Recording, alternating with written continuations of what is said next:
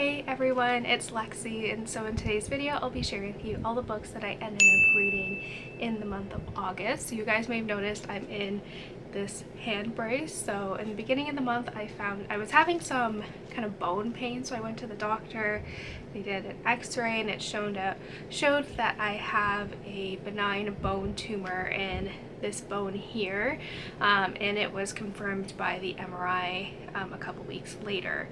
So I'm gonna need hand surgery. I'm getting that done on September 24th, so this was a little bit of something that was a little bit unexpected. So I have to wear this kind of when I'm doing things with my hands, because I can very easily now break my bone because the tumor is growing inside and it weakens the bone. So it very much took me by surprise, so hence why you see this hand brace. But yeah, something a little exciting happened this month. But we were back home in Canada for my cousin's wedding. It was literally 100 degrees outside, so it was very hot, but it was nice seeing everyone, and school started now, so I feel a lot has happened this month. But nevertheless, I was still able to read 5 books, and overall I really enjoyed most of them. So yeah, without further ado, let's get started. So starting out, I first have like the Brown Sisters trilogy by Talia Hibbert. So I do have a reading vlog where I kind of go through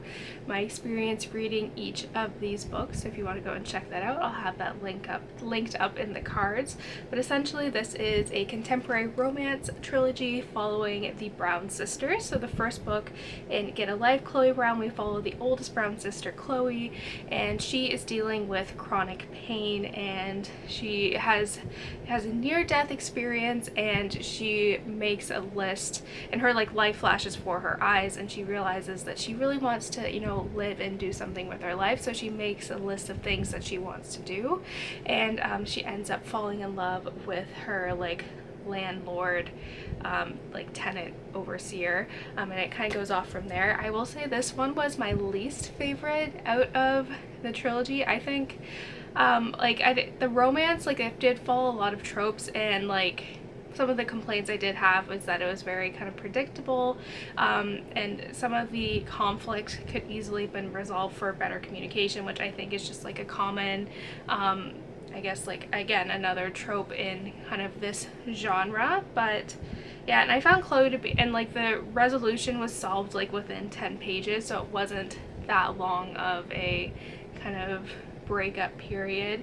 And Chloe I did find to be a little bit kind of rude. I didn't find her to be very likable. I felt her to be kind of very arrogant and all that, so I didn't like this one as much. But I did really, it was very cute, I would say. I will say the romance in all of these is very much X-rated, which I wasn't expecting, but just so you're forewarned. But yeah, like I said, this one was my least favorite. The next one, Take a Hint, Dani Brown, is my second favorite out of here, and we follow the middle sister, Dani, and she is a PhD student, and one day she's very good friends with one of the security guards at the university, and one day during a kind of drill gone wrong, he ends up carrying her out of the building in his arms, and it kind of takes social media by storm. And they realize that if they kind of can play this relationship up for a little bit, his the guy's kind of nonprofit program will be able to get more funding and all these things. But little does Dani know that that this guy is kind of in love with her, and she's kind of just down for no strings attached, and it kind of goes off from there. Again, I did a lot of the same tropes of lack of communication and easy kind of resolving of conflict, or quick resolving of conflict is kind of present in all of these. And again, I did enjoy this one a little bit more. I did kind of the progression of their relationship throughout this whole thing, and when they're both kind of realizing that they have feelings for each other, but they're not really kind of saying anything, which I really liked. I will say that, again, I found Dani to be kind of very arrogant as well, which was a little bit annoying, but I gave this one a 4 to 5 stars. And then lastly, my favorite of the trilogy is actor age Eve Brown, and Eve is the youngest of these sisters, and so she ends up getting kind of kicked out of the house. Her parents have had enough of her kind of, you know, lack of ambition and all these things, so they're like, we're cutting you off from the family, you know, like millions of dollars until you can get a job and hold it for a year. So she ends up kind of crash landing in this B&B in the English countryside, and she ends up working as a chef there. Again, this one I think was my favorite because it has like a trope that I really enjoy, which is like the enemies to lovers, which I really liked.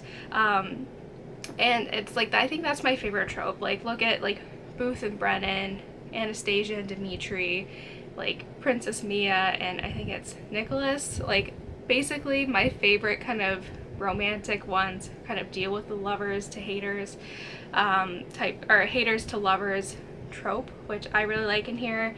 And I feel like this book too has a love interest with who's on the autism spectrum, and I felt like it was done in a very kind of very respectful way, and it didn't feel these books are very diverse in terms of the cast of characters, and I never felt like they were just done for diversity hiring or anything like that. Like, it felt very natural and all that. So I like how she includes different kind of minority groups that aren't necessarily represented in a lot of, I guess, like, I don't know, like genre, like in a lot of like literary fiction, so I appreciate that. But again, this one was my favorite. I felt Eve was more likable. I felt yeah, I just enjoyed it a lot more. So yeah, I was never really into romance, but I did really enjoy these. So these books are very much kind of like well loved here on BookTube, and I will say I did really enjoy them. So I'm very happy that I ended up finishing this one, because this is a book that has been on my shelf the longest, and I finally finished it, and I'm very happy with myself for that.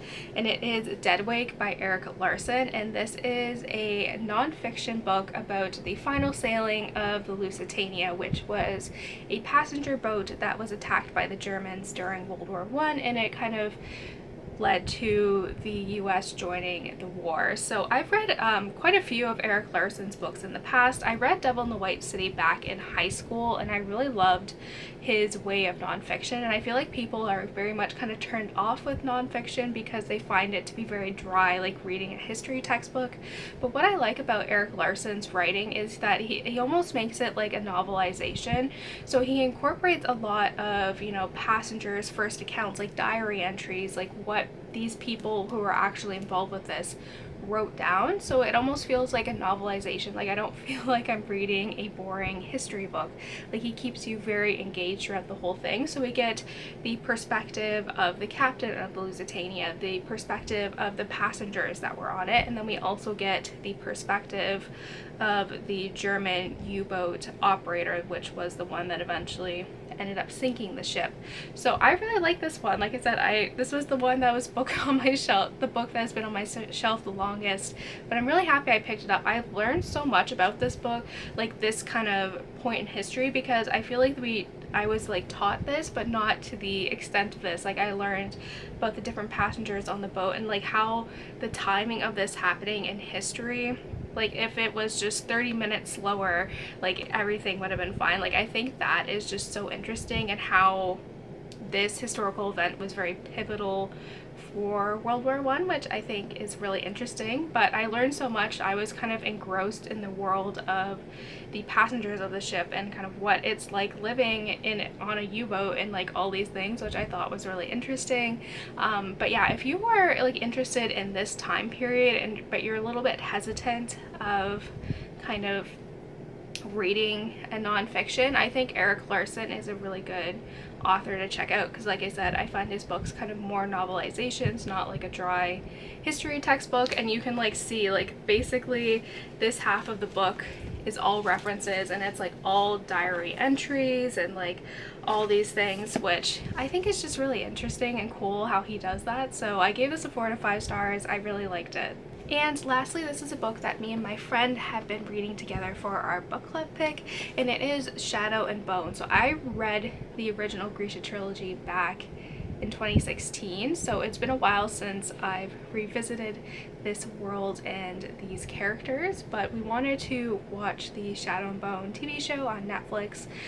So we're gonna reread